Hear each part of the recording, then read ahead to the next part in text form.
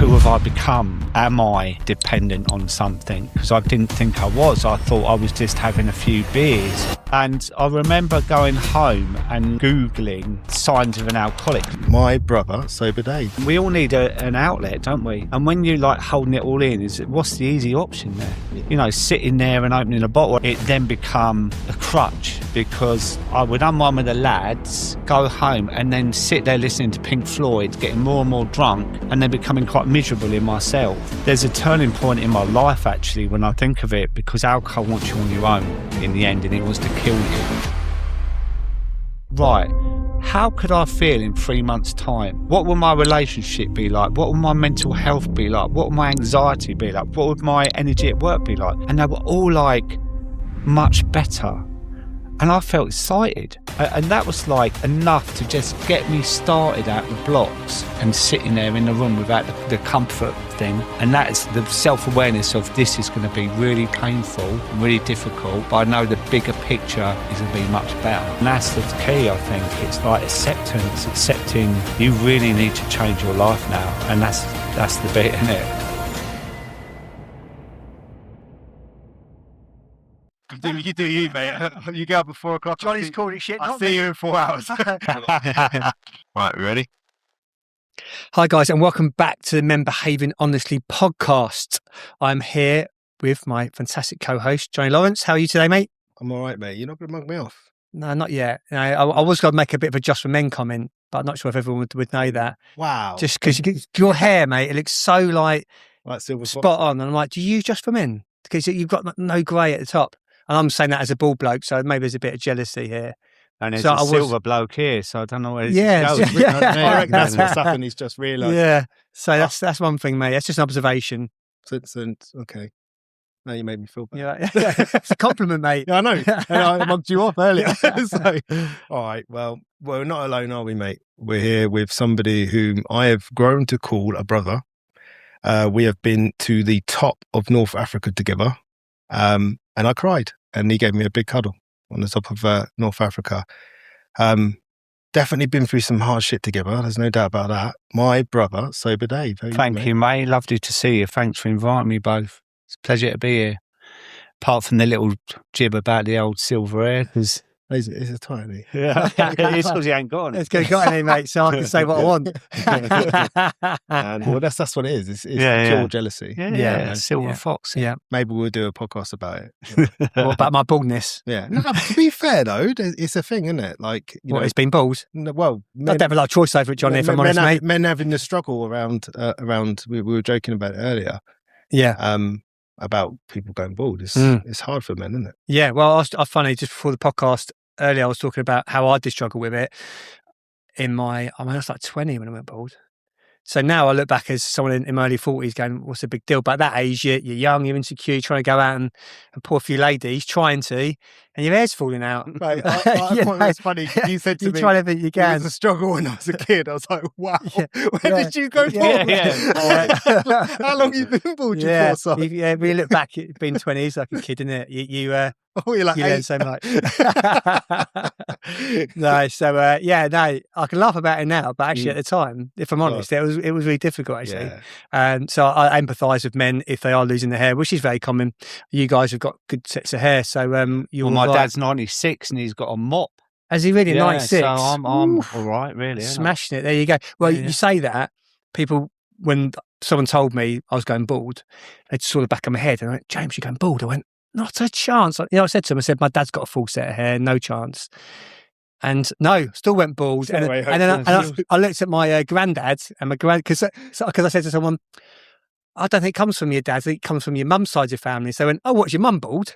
I went, no, my mum's not bald, but my mum's dad was bald. So I think I got it from that side of the family, unfortunately.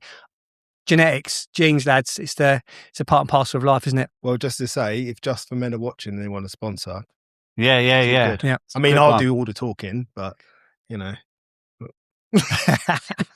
Questions. Questions, Johnny. Well, first one we got is, can you share a relevant men's health statistic that shocked you and that you think every man should know? Me, yeah? Yeah. Well, I was thinking about this one, and one that sort of stood out for me, which shocked me in a way, in 2026 is that 3 out of 4 suicides are still men. And what that made me think is that, I thought in these times that we can talk about ADHD, mental health, all these kind of subjects now that are quite open. It's like I thought men spoke more openly. But with those statistics, it's quite shocking. And a lot of them involve alcohol as well, and that really stood out for me because of my story as well. We've always spoken about alcohol being a solution to a problem. What do you think the problem is? Like, you've put that statistic out there, and it is shocking. That's nuts. Everyone should take a second to realize what you're saying there. But there's a lot of guys, I'd imagine, within that statistic are drinking a lot of alcohol, or they're consuming a lot of porn, or they're having an affair, or they're doing cocaine, drugs of any kind. It's not just alcohol, it's addiction, right? It's that need to get away from how you're feeling. So what do you think that's about? I think it's still a man thing to hold the feelings in. Do you know what I mean? Like when I used to go down the pub, to be honest, I hated it in a way because I'm a talker and I'm a thinker and I like talking about emotions. And this is why a lot of my life I've had a lot of female friends, because we have deep conversations and that, And I used to go in a pub and they used to talk about the football or some bird walking past. And after a little while, I was like, oh, this is crap. That I like it, and we have many a conversation, don't we? So I still think there's that sort of male it's a bit sissy to talk about feelings, and which is a real shame, really, isn't it? Because it isn't. I remember working when I was in a carpet game. I was in that for 40 years. I remember working in this house, and this kid run in, and their dad was watching sport or something on the telly, and the kid had cut himself or hurt himself, and the dad said, "Don't cry, don't be a baby, boys don't cry," like that. And it made me really think of like, is that the way to really bring him up, to like hide his emotions and say, "Come here, darling, give us a hug, it's all right," And I still think in these times there's that kind of ego thing of like, it's not the thing to talk about your emotions. And I do work with a lot of men, like with what I'm doing. And that, they're quite closed in the beginning. It's only until they start talking to me and they see that I'm open as well, that they can relax into it and feel like it's okay to talk. Yeah. I mean, I come to realize that I used to think that I used to go out to get drunk, and now I realize that I was getting drunk to go out. That's what I needed to do, because the whole anxiety of it all and all of those different things. But you talk about like the men that you're working with, obviously, there's client confidentiality. But when it comes to men, are there any similarities that you notice amongst the conversations you're having with men? Yeah, I mean, a lot of people I work with are high performers. So they've worked their way up, and they're CEOs and executives and that. And it's not the dumb thing for them to like show weakness, I think, because they're in charge, they're in control. How they see it, weakness. That's how it comes across. Yeah. Like all day they're in high profile meetings and they've got a lot of staff under them and that. And it's like they just hold it all in. And I think that's the problem with addiction, whether it is drugs, porn, shopping or gambling, Gambling's a big one, isn't it? Yeah. And I just think they hold it all in, and we all need an outlet, don't we? And when you like holding it all in, what's the easy option there? Yeah. Sitting there and opening a bottle. And I know that you was a solitary drinker in the end. I was. I don't know about you, mate. People got in the way. Well, but it's true, because I remember in my story, someone called me an alcoholic. And I'm really sensitive, as you know, like I'm a highly sensitive person. And when they said, "Are you an alcoholic?" I was like really shocked. I was like, "Am I?" How did it make you feel when someone said that? Just shocking. What's the emotion though, do you think? Shame. Really? Shame. And I remember going home and like Googling signs of an alcoholic, because I just like to be with the lads, play pool, darts, talk shit. And I could go home, like from work, go in the pub, and it's what you do, isn't it? It's the way you unwind and that. Yeah. And sometimes I'd leave the van there, sometimes I wouldn't, depending on it. But I started buying stuff from the off license after, because I thought I've got to show that I'm not an alcoholic. So I'd go in the pub and I'd have 2, right? And I'd say, right, I'm off home now to have something nice to eat in an early night. But I was going to the off license on the way home and buying like 8 cans of Diamond White, drinking them. But what that did, that made me realise, actually, I'm getting a little hit in the pub to unwind, but then I can get drunk at home with no judgment. You're also confirming that it's something to be ashamed of. Yeah. Hiding it, right? Yeah, so yeah. Going home and saying, yeah, well, here you go. So you've often related it to like a mistress, the addiction being a mistress. And it's like you're going home and you're sharing your shame with that mistress. Yeah, it is. And I think part of that was like, who have I become? Like, am I dependent on something? Because I didn't think I was. I thought I was just having a few beers. So by doing that, it then become a crutch, because I would unwind with the lads, go home, and then sit there listening to Pink Floyd, getting more and more drunk, and then becoming quite miserable in myself. It's that turning point in the evening, right? There's a turning point in my life, actually, when I think of it, because the home drinking changed everything.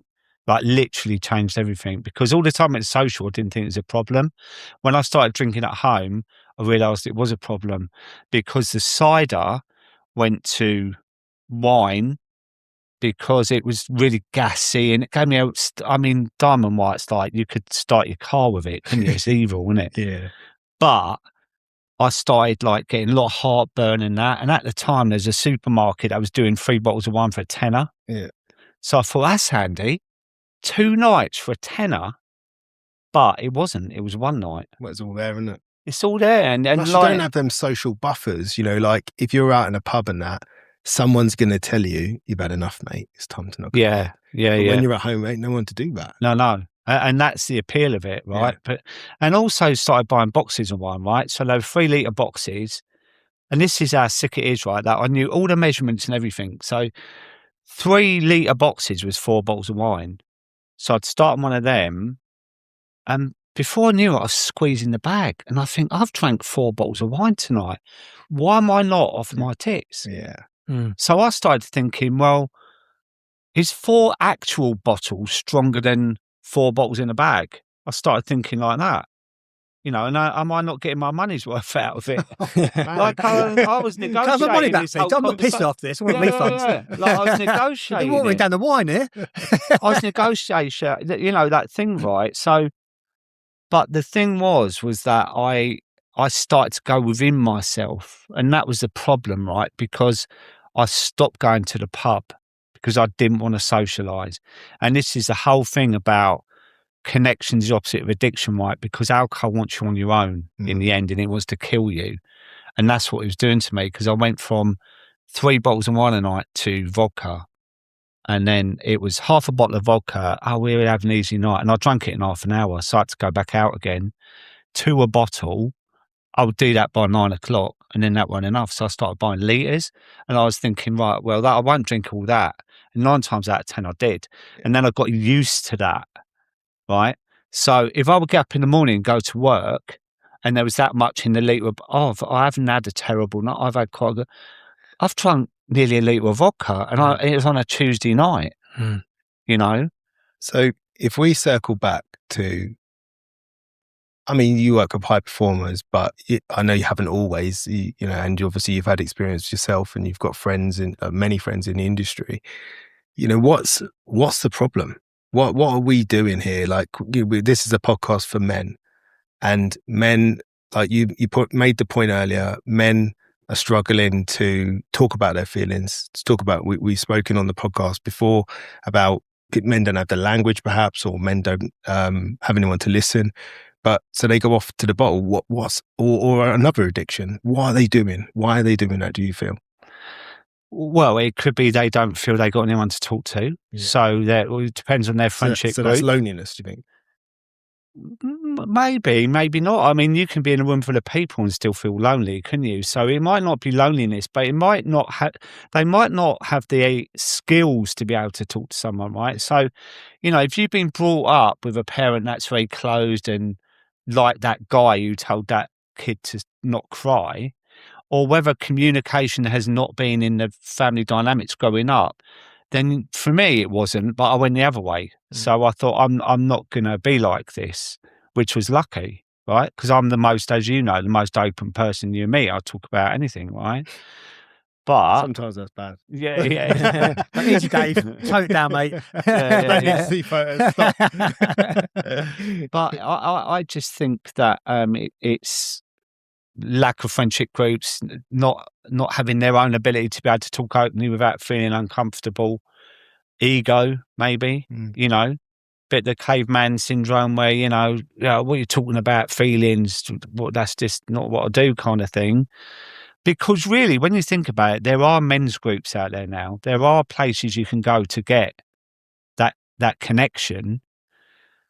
But I do see a slight change, right? Because when I look at my algorithm, which we all hate on social media, our own algorithm, in the old days, I'd have 85% women follow me, and they're very open and they will talk quite openly about, and I found a lot of them are grey area drinkers as well, where they could have half a bottle of wine, right? But they could feel just as bad as me in the morning with the anxiety and the lack of sleep and, the feeling, this is taking a grip of me, and not wanting to tell their friends about it because they don't want them to think it's a problem. And this is why I say never compare to each other, right? Because, if you feel rubbish after a few drinks, it doesn't matter how much you have, you feel rubbish. But I just think now there are more men following me. So maybe it's a sign that we are talking more and it's okay. It's all right. It's all right to share how we're feeling. And this is why these podcasts are quite important, aren't they? Well, I remember very early on going to my doctor and saying, look, I think I might have a bit of a problem with alcohol. All right, how much do you drink? Told him, he says, I drink more than that. Yeah. And I felt almost a bit competitive. I was like, hang on, mate, how much do you drink? Get the glasses out. Let's have a go at that. Let's test it out. Yeah, but it's like, all joking aside, like that's savage, right? Yeah. You go to the doctor and the doctor basically says, no, you're okay. You're all right, mate. Yeah, and this is why I think the point that you make there is that it actually has to be about how you feel. Yeah. Because if it isn't, then your mates are going to show you, well, they're drinking the same as you. The doctor's going to say the same thing, whatever it is. And I still don't know. But that's quite a rubbish thing to say, isn't it? By a health professional. I drink more than you. It's almost encouraging you, isn't it? Well, that was the joke in it. Is I literally, if I'd had drinks. I mean, I got hauled into the quack because I had the men's health thing at 50, I think. Like the men's MOT thing. And I was shitting it because I was thinking, God, they're going to catch me out.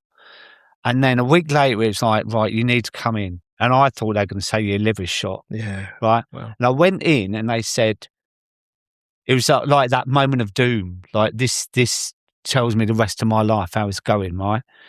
Your cholesterol's high. And I was like, oh my God, thank God. Right? Yeah, for you. But instead of me thinking, I've got a way of it, I need to sort it out, it encouraged me to think, well, I've got a way of it, I can drink more. And that was the psychology of me back then. Do you know what I mean? And it's like, the wrong way of looking at it, really. I should have looked, but I wasn't ready. That's the other thing. I used to see that a lot when I was a PT. I remember people telling me that they'd have to get to a certain weight before they would feel like they needed to do something about it. It was almost like they go on holiday and they got away with a few pounds and, right, well, I can keep going then. It was almost like there had to be this thing that happened or this weight that they got to where they were like, I need to sort it out. And it's similar to that, isn't it? It's like, you're getting away with it. Well, I'll keep going. It's like, it's crazy to think that I need someone to tell me that I'm putting my health at risk before I start. Yeah. It's wild. Yeah, it is. Yeah. Yeah. I mean, I suppose the crazy thing with addiction is it is negatively affecting our health and our relationships, but we don't want to see it, do we? No. And Dave said earlier about connection being the antidote for addiction. And there's connection with others, but also connection with yourself. But the whole difficult thing is the addiction stops you connecting with yourself because you're escaping yourself, aren't you? Constantly. Totally. And that's why I didn't really develop properly emotionally. I thought I was, but until I got sober, I started And you know this, Johnny, we get to a place in our sobriety that you start to wonder who the hell you are. Because, do you know yet? Yeah. But I was 40 years, mate, of drinking. Do you know what I mean? And so from 14 years old till 54, I didn't really, I'd got this badge of honour that I was Glugs, the bloke in the pub, the one that was flashing his card around and doing wild things and still getting up, going to work. I worked on 60-Minute Makeover for 10 years, didn't I? And I was like, the lad, yeah, Dave, the carpet's coming on. That was my label. And when I took that label off, it's like, all right, I become Sober Dave with another label, but it was a healthy label. Yeah. But on my own, it's like, I don't actually know who I am. And that was really scary. And I use a metaphor of like being in prison for 40 years, right? And you come out and you're like, I don't know what to do. Like, and you either rob the bank to go back in because you know what it's like. So you're institutionalized in it.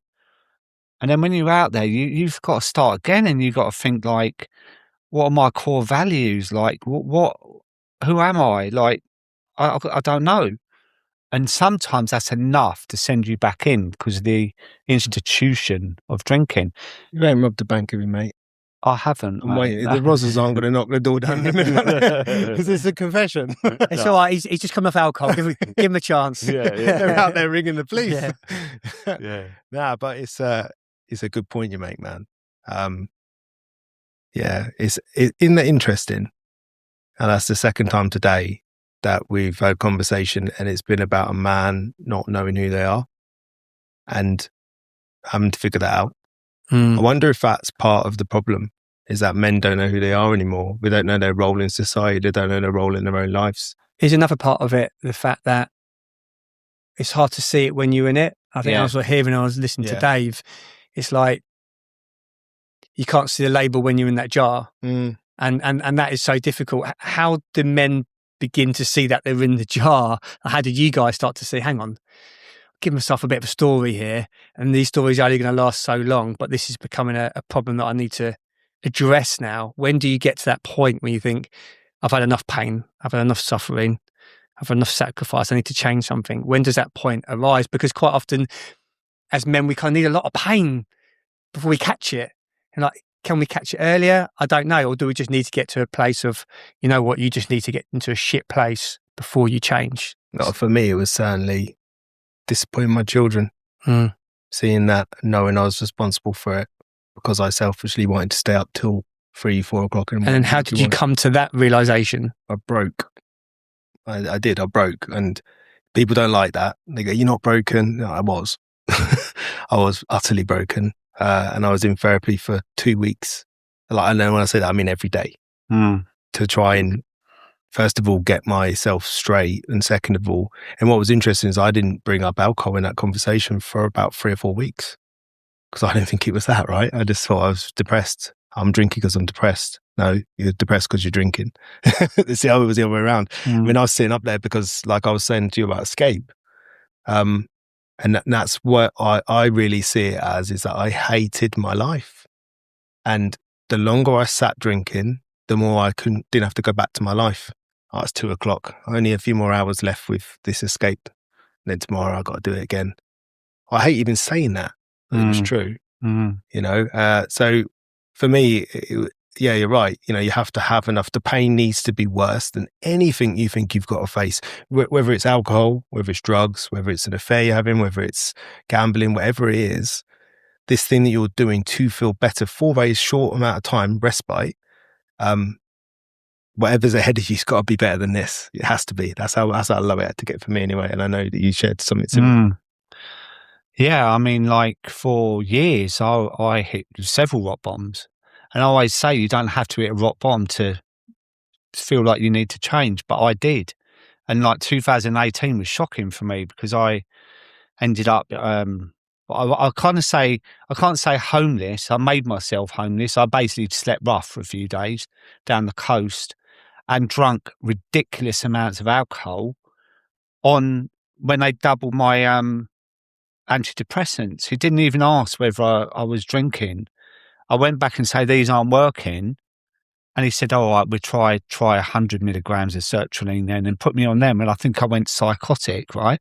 Ended up down in Eastbourne, was drinking all day, bought a litre of vodka and sat on the beach thinking, oh, I can watch the stars and the tide. It was like dreadful. Then a builder nicked 25 grand off of me. Then my mum died. Like I was with her. And so I was getting to a point that it just was not working, whatever I was doing. It just wasn't working. And I kept saying to myself, I've got to sort this out. Right. So it looked like spontaneous sobriety on the day I stopped, but it wasn't, because I've been saying for months that I've got to sort it out, but it had to be when I was ready. And I think you had that, didn't you? You actually had the last drink ceremony, didn't you? Where I don't remember my last drink. I just got up the next day and that was it. You actually had your ceremony, didn't you? And you had your last glass and burst out crying. I've come to realise the importance of rituals and ceremonies. Sometimes in life things happen and we don't get the opportunity to create a beginning or an ending. And when you do rituals and ceremonies, whether you do it instinctively or on purpose, you create an ending. So I can remember my last drink. And that's important to me. I can remember it, and when you can't, it feels like this, for me anyway, when like you go on Netflix and your Wi-Fi is packed up and you've just got this spinning loop and it doesn't tell you whether you've got 10%, 7%, it's not counting up, it's just spinning. And you're like, well, I don't know how long this is spinning for. For me, that's how it feels. It feels like there's this unclosed loop and I don't know when it's going to end. So I've come to realize, and it's something that I've realized through reflection, is the importance of ritual and ceremony, marking an occasion as this is the end. It's similar with my father passing away recently, having to find a way to ritualistically mark that occasion so I can say there's a moment in time where I crossed over and before it was this and after it was that. That was important for me anyway. So, is it part of that kind of sort of letting go? Is that what you're saying? Yeah, I think so. Or acknowledgement, letting go, hope as well. On the other side of this is something better. Even if I have to build it, it's going to be something better. If something doesn't end, then it could come back, right? People need closure for a reason, and that perhaps is individual to me, but it helped me, I think. It's interesting though, isn't it, with a drug, because it can come back unless you're really doing the work. And like I'm 7 years now and I haven't just hung up my hat and gone, well, that's it then, cowboy. Cowboy. See, I don't know what you'd be dreaming about later. Saying a lot about you, Johnny, mate. Yeah. Straight into that. But for me, like, I'm always aware of it. I don't want to drink again. People say, "Do you think you will?" And if I had to say no, you could say, "Well, you don't know that." But I would say I don't want to. I've gone through a divorce. I've gone through a relationship breakup since I've stopped drinking. I'm living in a place I don't want to be in. And all these attack the nervous system. And if you're not careful, your mind can start to wander, can't it? And you start to think, well, what is there actually? Need a little reward. And even if it's not booze, it can be other things. You can start drifting towards other things. Because I was in Ibiza last year, right? And Alex Sober Sommelier, he's had a pop-up bar in this place, and it was like a Quentin Tarantino film set in the mountains. Nice. It was unbelievable, and there was alcohol there, right? But people like just drifting around, smoking weed and that. And I was talking to this girl that I met out there, Kira, and she said, "Oh, you don't mind if I have a joint, do you?" I said, "No, go ahead." And she lit this joint up, right? And my mind was like, that looks really good. Right. And I was looking at this sort of film set of everyone really chilling and the sun was going down and it was like real romanticising, right? And in my head, I had this real battle of one moment, and it weren't booze, it was something else to take me away from it. I had enough there, right, in this environment. I had enough, the connection, the environment, it was beautiful, right? And I started drifting and I had to really claw myself back together and go, what are you doing, boy? Because I thought, that one joint, what happens tomorrow? What happens the next day in Ibiza? It's all going to be the same. And I come back and I think, God, I've had 3 or 4 joints on holiday and it made me feel really chilled. maybe that's another way that I can unwind rather than just facing the music all the time. And this is what I'm talking about. If you kind of got that nature, that escape suits you, which, let's face it, right? We all like a little escape, even if it's a big lump of cake or whatever it is. Or a reward. Do you know what I mean? That could be like, well, I feel a bit fed up today. You know, let's have a coffee, mate. And I go, well, do you want a big double chocolate gatto and that? And you go, well, I've been watching my weight. Yeah, all right then. Like, it's an escape, isn't it? It makes you feel good. Afterwards, you think, shouldn't have had that. Shame. Yeah, shame. Yeah. And you're thinking all day, the rest of the day, I wish I hadn't had that bit of cake because I've been working really hard on myself and I've let myself down now. And also where you can go with it is self-sabotage the evening as well and go, well, I've mucked it up now. I might as well have a takeaway and start again tomorrow. Do you know what I mean? And so it's not about living this pure life, but I think if you've got that tendency, you just have to be a little bit more mindful about it. That must have happened. It's happened recently, what you just said. What, the cake? No, not the cake. The Ibiza? Yeah. Yeah. Well, it's last August. Because I've not heard I've not heard that story. No, That's really interesting because what you're talking about there is what we always say, like addiction's got nothing to do with alcohol. Like the whole drinking alcohol's got nothing to do with the thing. And the fact, so what, that's fascinating to me because, you know, what do you say, 7 years in? 7 years, yeah. And still that moment, not of alcohol, no, it was addiction. something. It's like it's changed. It's like it's disguised itself. Yeah. And it's trying to get in another way. That's interesting. It was the romanticising of an escape, right? Because the setting was perfect. Like the alluringness. All of it. Yeah. It was like a film. When you look at a film, like a French film, and at the end of it, you're like, oh, I've got to go to Paris. You know, it allured me in, and there were people like chilling in the pool, and they were like smoking weed, and like all of it was like, oh, I think that looks good. Yeah, she's working. That looks good, mate, and that must have been so. It was really hard, mate. I'm telling you. It was. I was on the fence for about 20 minutes. I was thinking on your own with it, was you? What with the thoughts? Yeah, I was talking to Kira, and it was a fascinating conversation, and she was smoking this joint. And for 20 minutes, it was like, shall I, shan't I? Shall I, shan't I? Fuck it. No, you regret it. Like that thing, right? And she finished it and that. And I thought, I've got to go for a walk because I had to get myself out of that almost daydreamy state of, I'd be all right. One won't harm. Well, if it was a bottle of Stella, would that harm? Of course it would, because I'd be back on it. So why would a joint be any different? Because I would escape. But I would find a new escape and justify that escape. It's like, well, it's not booze. You know, I used to drink a litre of vodka a night, right? It's only a joint. It's a different kind of drug. Yeah. But it's still an escape, isn't it? And then I relied on booze for 40 years. So what would happen with that? In a year's time, would I be like 5-6 joints a day? So luckily, I escaped from doing it because it was like I was shitting myself. Yeah, I bet you was. Because I was in that like real like, what does this mean? And is my sobriety not solid because I'm looking for an escape? Like, what does this mean? Can you hear that spiral? Well, what I can hear a lot is that's throughout everything that Dave said so far is the power of having self-awareness of the stories you tell yourself. So since you've been sober, you've gone through some shit, Dave, where you could have quite easily given yourself the card of, getting divorced, I'm going for a lot of shit right now. I can excuse this behaviour because this is just so difficult to deal with.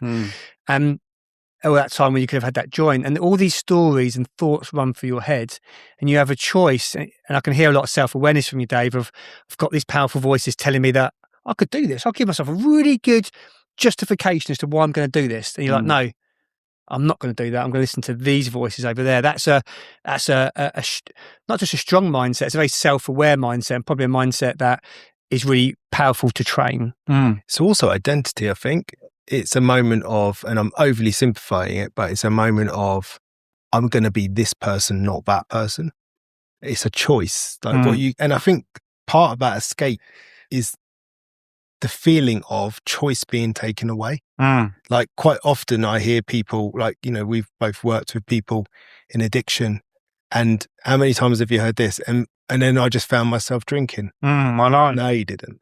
And I worked with someone once, and it was as simple as they saw a Marks and Spencer's advert on Wednesday where someone was pouring a glass of wine, and that little seed was planted. And because they were having a tough week, they decided just to water that. And they knew what they were going to do on the Friday, but they weren't able to. They didn't realize it, if that made sense. They knew they were going to drink it, but they didn't. It wasn't a choice. It was a reaction. Yeah. And I always say it's before that you've got to be careful of, right? Because when I analysed I just started drinking, it could be, say someone at work has said, oh, we're all going down the pub Friday lunchtime, and do you want to come? And you say, no, I'm all right and that. And then you feel deprived, and then they come back and they're all jolly, and you're thinking, oh, I'm a victim here because I've worked for my lunch break. They're all jolly. They're going to do nothing all afternoon. So you feel like a victim. And then on the way home, you're like, well, where's my reward? And you pick up a bottle of wine, start drinking the wine because of that. And then they say, oh, I just bought a bottle of wine on the way home. But it happened before. And it's always before. And this is why I've like a scanner with myself a lot of the time. Like, you know, the acronym HALT, hungry, angry, lonely, tired. But I put an O and a B on the end. Overwhelmed, bored. Right? Yeah. Bored. Massive. Yeah. And you know, you could do all your jobs and that, and you're at home and you're thinking, and as you know, drinking kills time, doesn't it? You're in your own little world, aren't you? And before you know it, you go, Jesus Christ, it's like 9 o'clock. And you know, like, I think with my situation with that joint was the whole Ibiza environment was like getting on the plane. At the airport at the beginning, Witherspoons was chock-a-block at like 8 o'clock in the morning, right? Yeah. So you're seeing that, but you're telling the story. Look at that lot. Oh my God, they're going to feel rank. But you've got 40 years of addiction in you, right? And you're looking at that pint of Stella with the little bubbles going. It's like subconsciously you're going, oh, that looks nice, right? Then you're on the plane, and there's people drinking on the plane, right? And I was on my own, like an old boy, with all these youngsters around me, like 18, 19, all on jollies, right? Get off at the airport, get in a cab, go to the hotel, and there's a bar right as soon as you walk in. So it's all playing into the story, isn't it? You know, the Ibiza vibe and the chilled tunes in the background when you're sitting with white leather sofas and people with glasses of wine. And it's all going in, all these little seeds in that. And I think that whole joint thing was like a romantic film where you're drifting off into it. And before you know it, you're properly in it. And I kind of learned a lot from it. Yeah, you know, you can't take your foot off the pedal with it because these things still go on.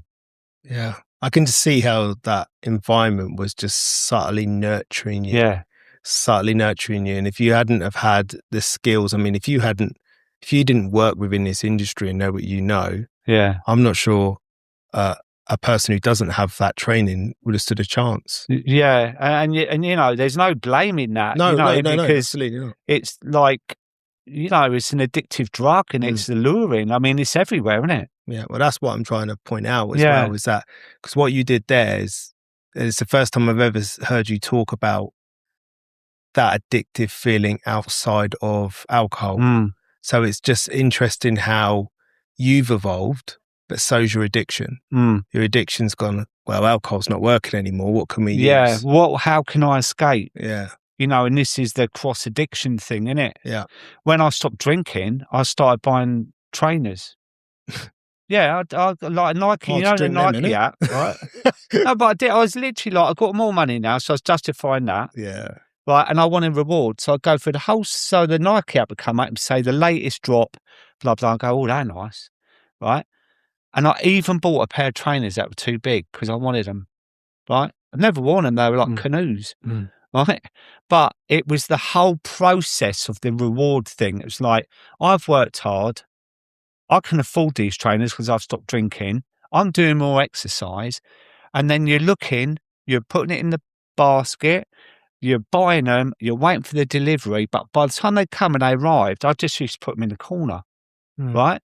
And it's almost like, So it's that obsessive, compulsive, like, process of looking forward to, because that was one of the bits that I struggle with. And I think where cravings lie is the idea of looking forward to 6 o'clock on a Saturday when we open that wine. Yeah. Because actually, once you're drinking it. Yeah. But it's that looking forward to it, like anything else, isn't it? The potential, it's a dopamine spike before you've even had it. Yeah. And this is the same with the trainers, right? It was like the ordering, the waiting for the delivery. And once they arrived and the postman gave them to me, I opened the lid, they're nice, put them in the corner. It's like, oh. And that's what it was like with my drinking in the end. It's like, I'll get the glass and I'll go, fuck off reality. And that's the truth. Yeah. I used to say that, put my fingers and fuck off reality. I love you, like that. And drink nearly a pint of vodka and tonic, but it was that much vodka, so I'd be drunk within 10 minutes. And I used to think, if a neighbour knocked on the door that I'd said hello to outside and they go, oh, by the way, have you got anything? From the minute I've gone in to 10 minutes later, I've gone from sober to drunk. Like, it was like, they'd be like, this is mad. What's he doing? But, it was like, once I started drinking, I started to get down really quickly because I knew where it was going. So I knew it would be the 3 o'clock in the morning, waking up, staring at the ceiling. It would be me worrying about driving to work because I was probably well over the limit. Yeah, I was the biggest bloke of, oh, no, don't drink and drive. It's disgusting. Yeah, I'll get in my van and drive to London, probably, well over the limit, right? Double standards, And it was the dopamine, I'm sure. And when you stop drinking, it's like, in the beginning, you start, the initial things, your anxiety goes and you're proud of yourself because you think, for me, it was like, I can't believe I've gone 2 days without a drink. Yeah. I mean, that's how bad it was, right? But then it was a week and then it was a month and then it was 3 months. It's like, oh my God. But then I started to like the reality of it. A bit like when you have a baby in that and like the build up, everyone's fussing around you, aren't they? And they're like, oh, what are we going to call it? Is it a boy or a girl? When's it due? Oh my God, you've had a baby boy and it's called Jack and that. And then when you take the baby home, there's the screaming and the crying and the nappies and the like the arguing and stuff. And that's the reality of it. And you get to a point in sobriety that, is this it then? Like, and that's where the work begins, I think. Oh, it so does. Yeah. I'm fascinated. I'm trying to work out what it is because it's like, same with gambling. So I used to work in a pub and I remember watching this guy on a gambling machine and he'd pumped like so much money into this thing. He must have lost, I don't know the figures, but let's say he lost a couple of £100 just popping these coins in, right? And then he won 30 quid and you'd have thought he'd won the lottery. He's just lost 170 quid, but because he won the 30 quid. Yeah. So it shows me, the same as what you've identified there, that it's not the thing, it's the chase, it's the hope that I don't know what it is. What do you think it is, James? Well, I mean, I suppose as I'm listening to you, I'm thinking a lot about not just addiction from an alcohol perspective, but how anything can be addictive, can't it? Yeah. And it's complex, but one part of what you guys are talking about is numbing emotions, isn't it? Avoiding ourselves, avoiding looking at reality. But when we look at all the things that can be addictive, which could be literally anything, what do you guys feel that has in common? Would be the question that jumps out to me. What does all addiction have in common? I think Dave's hit one of them, reward. There's a feeling of reward associated to it. We're escaping emotions as well, isn't it? Yeah. Escaping feeling, like whatever it is. It could be, relationship problems, job stuff, childhood trauma. Yeah. That is if you hadn't addressed that, it's stuck in your nervous system, innit? And you might not even know it's there. But when you start exploring it, I mean, a lot of people say to me, I had the perfect childhood. It's amazing. Honestly, we had everything we wanted and that. And I say, all right, so they told you they were proud of you, did they? And they give you a cuddle and they help you with your homework and they read bedtime. No, I didn't have any of that. All right, then. So were your emotional needs met? Not really. I don't really know what that looks like. But it's really important, right? Yeah. Because, I mean, I love my dad to death. My mum sadly died, But they never gave me any of that. And it was an era thing as well, right? Because I was born in the 60s and it wasn't really part of it. Where I lived in Croydon and it was like a rough area and my dad was a lorry driver, my mum worked in a factory and it just wasn't how it was. Mum used to make a nice Sunday dinner and dad would tinker around in the garage, but it would never be come here, Dave, give us a hug. I love you. And I'm a sensitive bloke, and that would have meant the world to me. I know you got your story as well, which is completely different from that. But like the subtle things that I felt like I needed back then, I didn't get. So I become quite introvert, and I was shy at school, and I wasn't streetwise, and it had a knock-on effect in my life. So for me to fit in, I drank, and then I was accepted. Is that because of the anxiety? Well, you know my story. And my mum left when I was 14, right? Yeah. And I didn't know. She just left a letter. And then my dad met someone really quickly. So I felt like rejected. And these lads at school, they were like the good old-fashioned word, yobbos. But I sort of stayed away from them because I wasn't streetwise and I didn't fit in. They were always fighting and, and then they come round and they said, "You coming up the shops?" And I had no option, right? I was just sitting in my room, listening to my dad's new girlfriend downstairs giggling. And I thought, why not? And they gave me a can of beer and I had it and I got another one. And they went, "You're really funny, mate. You're all right, you are." And all of a sudden it was like, la. The opposite to rejection. Yeah, it was. It was Yeah. acceptance, right? Yeah. And I thought, I'm the funny one. I don't have to fight. Yeah. I can just make them laugh. And I'm part of their group. But what I realised shortly after that was like, this fixes things for me. Yeah. Straight away at 14, this is the magic tablet that I need in my life to stop my anxiety, make me sociable, make me talk to girls, make me feel confident in front of them, And then I never, I was seeing a lot of my friends around their mid-20s, late 20s, sort of kind of settling down a little bit, serious girlfriends, couple had kids and that. And I was like, I'm way too young for this. Mm. I didn't grow up. Like, I just wanted to keep going. And that was the difference with me, was that I just didn't know when to stop. And I was always the one that always got really drunk. I was the one that always stayed out. So back in those days, it was all sociable and come on, let's find a club that might be open. But then when it got to the isolating drink, it's like I never went out. I'd drink until I passed out every night. So if that's not a numbing solution. Well, that's what I'm hearing from you, is that you named so many emotions there, like rejection and anxiety, which is fear.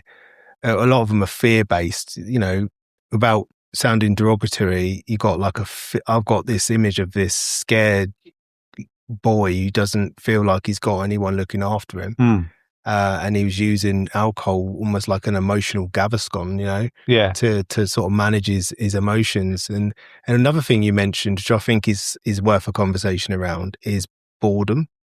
Like, let's talk about your silent killer there, boredom, people being bored of their life. It's boredom is why people end up having affairs. It's boredom why people go off and gamble. It's something to do. I mean, even now with our phones, boredom, we go on Instagram. Instagram's an addiction for a lot of people.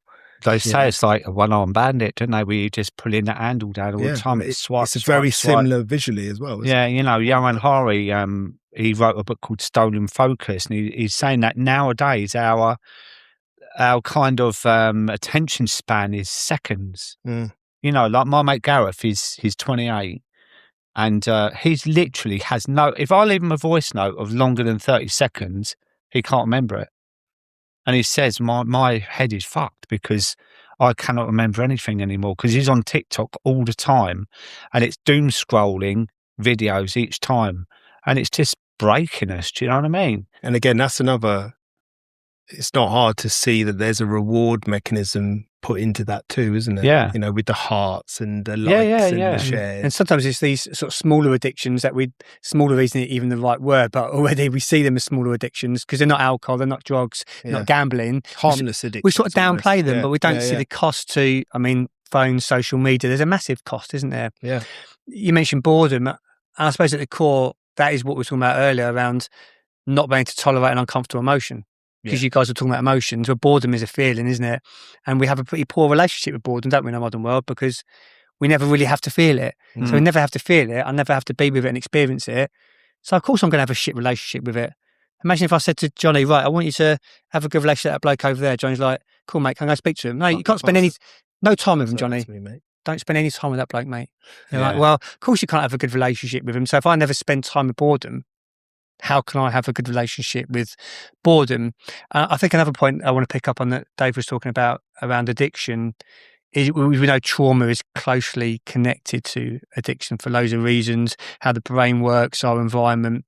But I think Dave made a really good point that really trauma isn't always what happens to you. Sometimes it's what should have happened to you and didn't. And the words that Dave used were needs. And growing up, we have these needs, these primal needs to be feel safe, to feel seen, to feel validated, to be fully accepted for who we are. And of course, every parent just does their best. But when those needs aren't met, that is traumatic for a child. And we don't often validate that as an adult. And I think these are some things that people will look back on the past. Again, go back to what Dave said. Oh, yeah, it's fine. Childhood was fine because they think, oh, some big shit didn't happen to me. It was all right. If you are willing to look at the book, I call it the book of your past. Just open the chapter up and let's really look at it. How was your relationship like with your mum? Did you get some cuddles? How did you feel when you were upset? Did they just say to shut up and suck it up? Did they ignore you? How much did you have to self-soothe?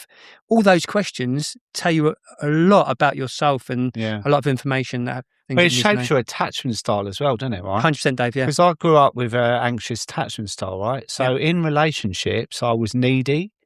I didn't want to lose him, so I was jealous, needy, clingy.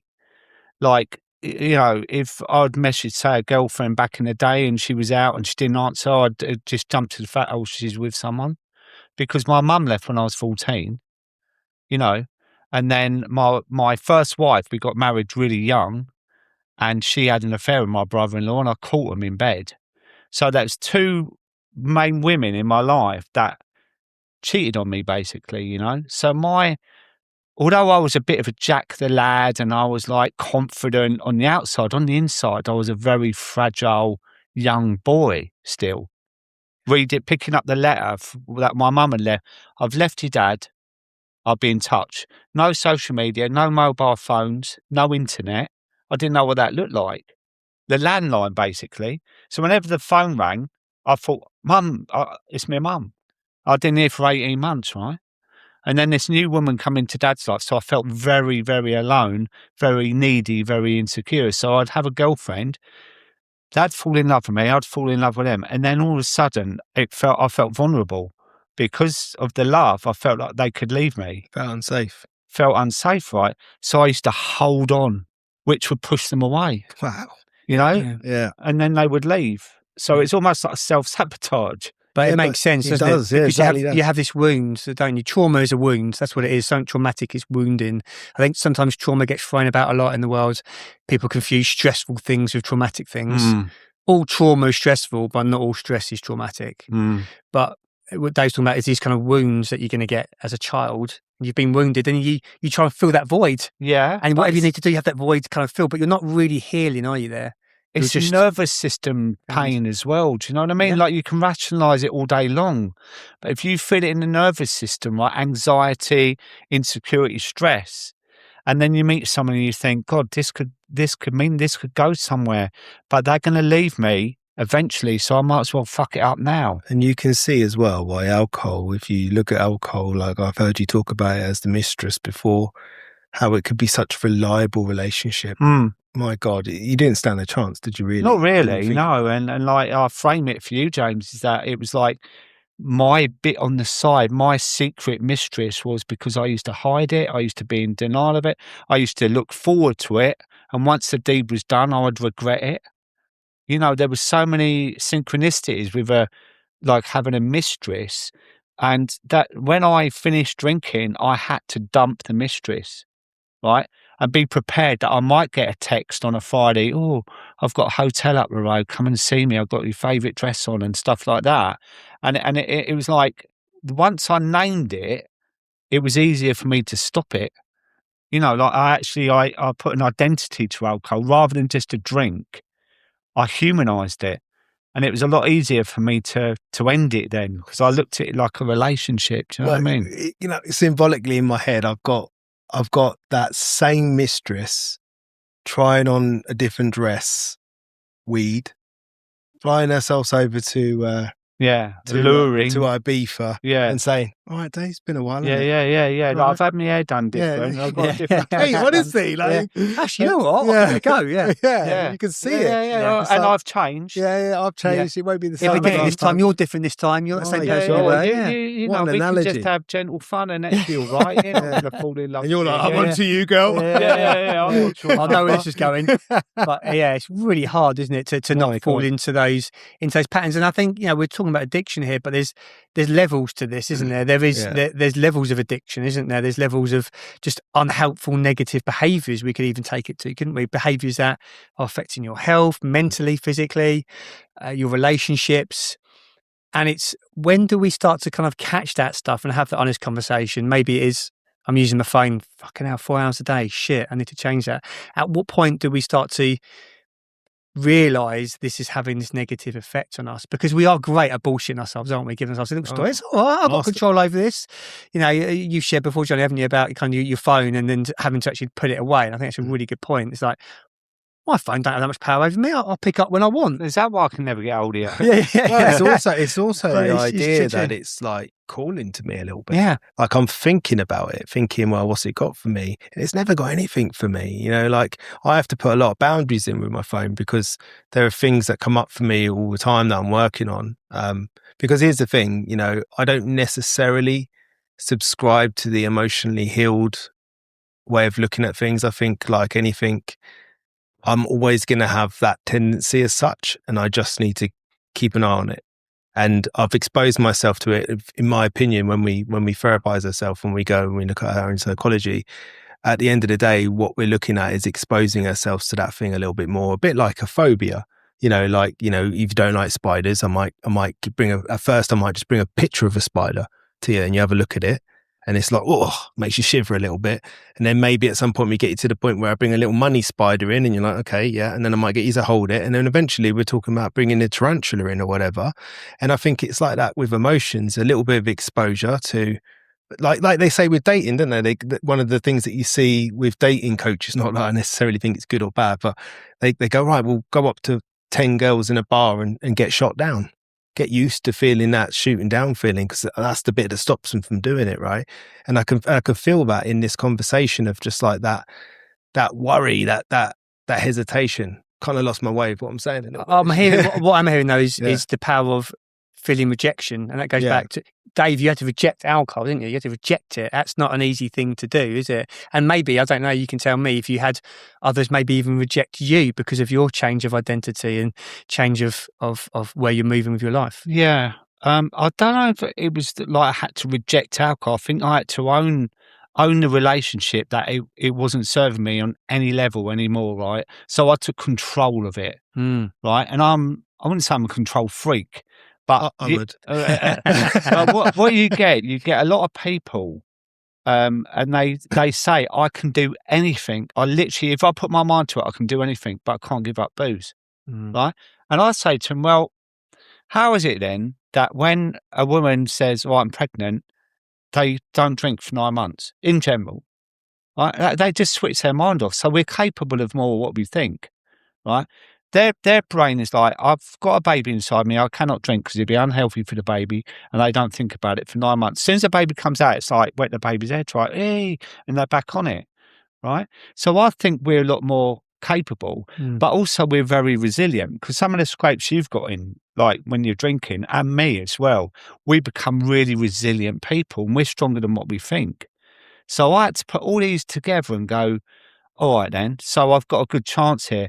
But also what I did, I kind of, we say one day at a time, which is great, but I moved it forward 3 months and thought, right, how could I feel in 3 months' time? What will my relationship be like? What will my mental health be like? What will my anxiety be like? What will my health, my weight be like? What would my energy at work be like? And they were all like, better, much better. And I felt excited.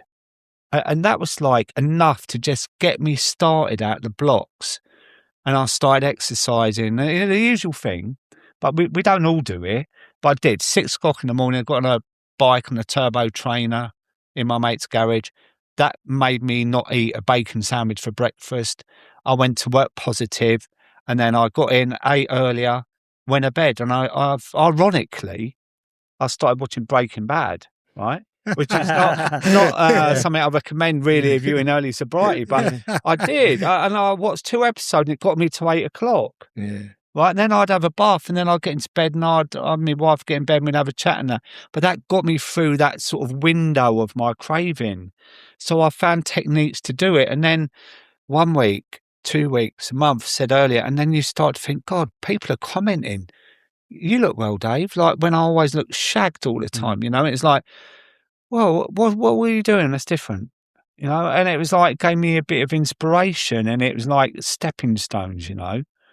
And that's like dumping the bloody mistress. It's like, I don't need you anymore. You've got to own the fact you don't actually need it anymore, but you've got to work on what it was providing for you. Mate, it's spot on. Because for me, it was like when I gave up alcohol, the void was so loud. It was so loud.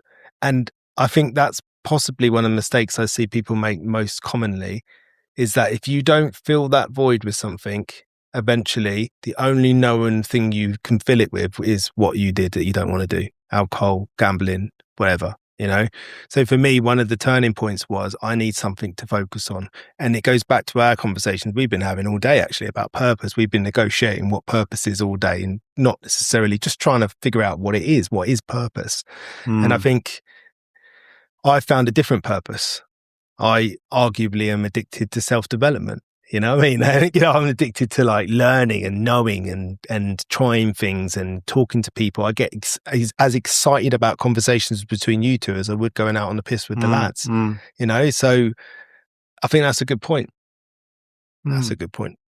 I suppose I'm thinking about the man listening to this now who is probably wrestling with some behaviour. They want to change something, but I don't know where to start.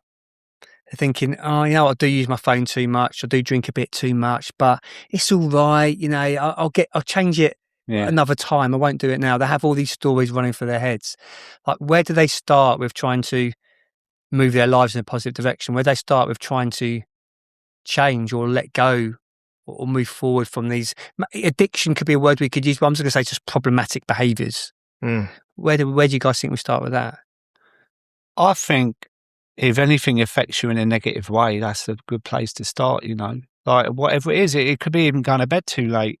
You know, if you're watching films up until 1 o'clock in the morning and you're... Just one more episode. Yeah, Breaking Bad. It's the same as one more drink, isn't it? Yeah, it is. Or one more... You know, like whatever it is, or, you know, going to the cafe too often and you're putting on weight and you're feeling like, oh, you know, my trousers are tight and that. It's like self-awareness, but it's like noticing how it's affecting you in a negative way, I think, and prioritising things as well. You know, where do I start? What do I need to start doing now? You know, and I think that's, but so many people are in denial, aren't they? Like I've been in denial all my life, and even now I can go up and down with my weight where I can be working really hard, feel a bit burnt out, and it can start with one cake, right? And so recently I had a month off sugar. I do these weird things, like, you know, I'm caffeine free for 3 years now. I haven't had caffeine 3 years, which has been great, and I've got used to it. But food is another problem in my life. And I was off sugar for a month, and I went with a friend to a lovely bakery, and they said, well, they got lovely homemade cake. And I went, nah.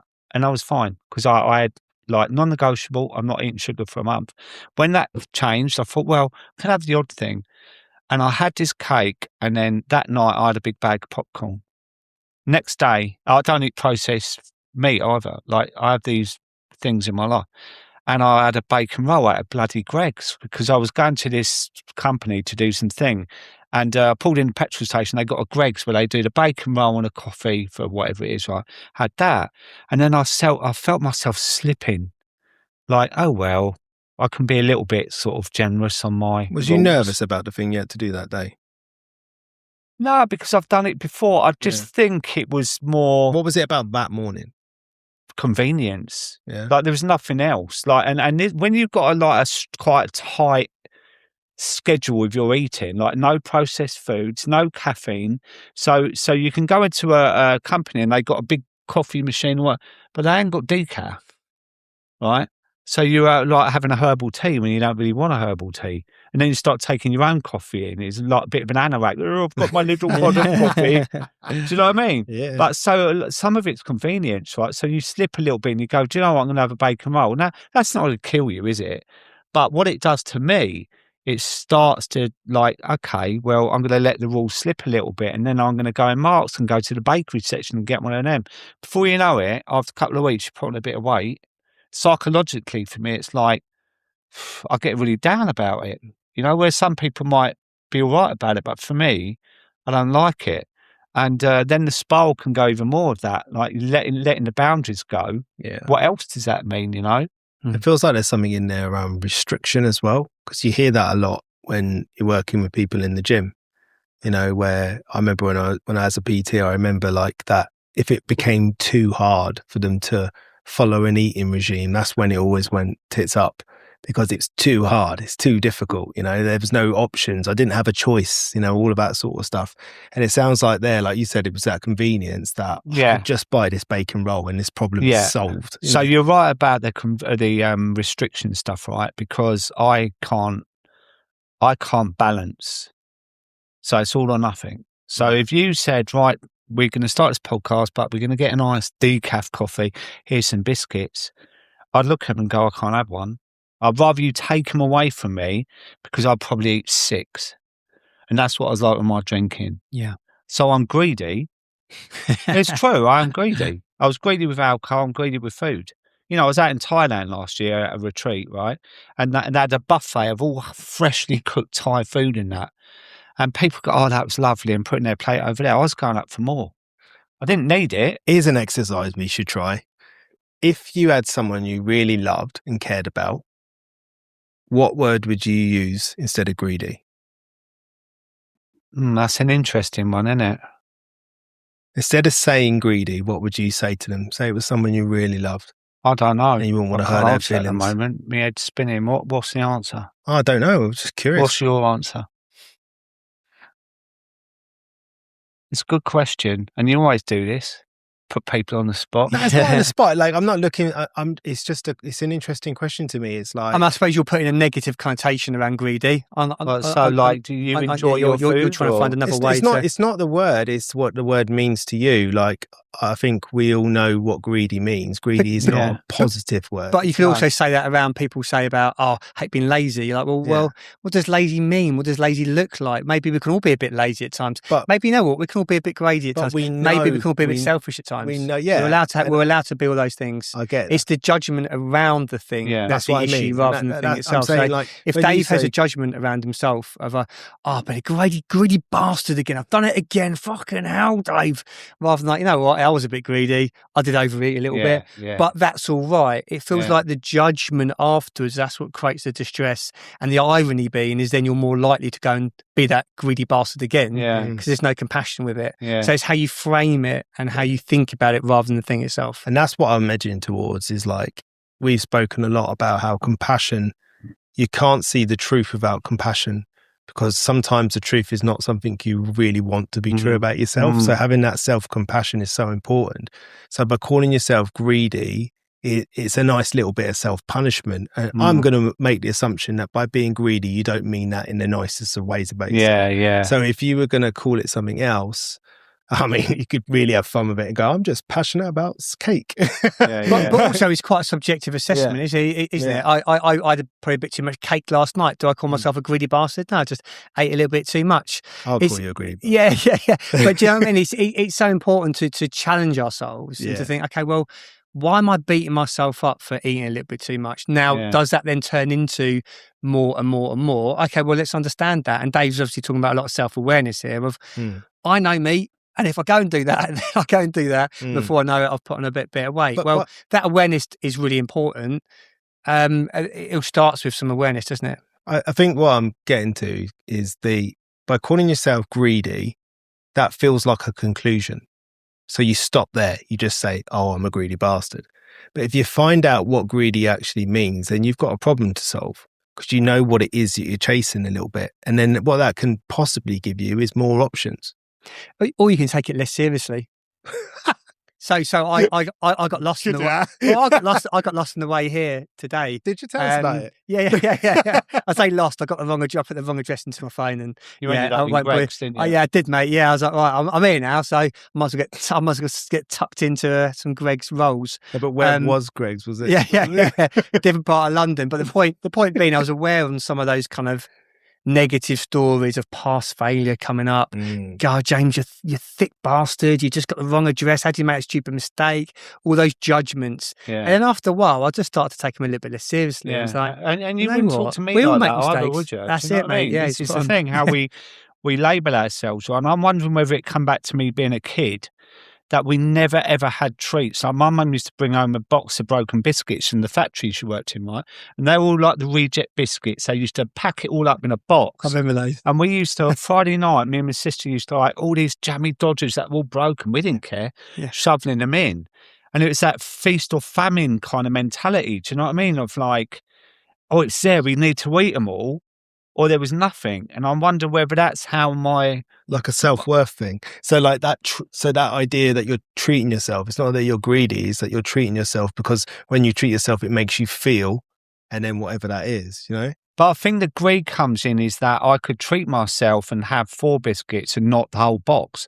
So where I could have a cake with you guys, that night I will think, well, I've already broke. So it's a bit like the drinking. It's an all or nothing thing. Yeah. Right. So saying about greedy actually helps me a little bit, because it's like I'm aware that I'm greedy. So I'd rather not do it than feel that feeling of shame. So it's almost like I don't identify with the word alcoholic, and some people do because it helps them. And I suppose maybe the word is wrong, but I know that I'm an all or nothing person. So if I start eating badly in a day, I'm more likely to continue that on. Yeah. And then wake up in the morning and, you know, that brief, like, few seconds of like, where am I? What was yesterday like? And it's like, oh no. And it starts my day off really badly. And then I think, right, I've now got to spend a week eating virtually nothing to feel how I did before that.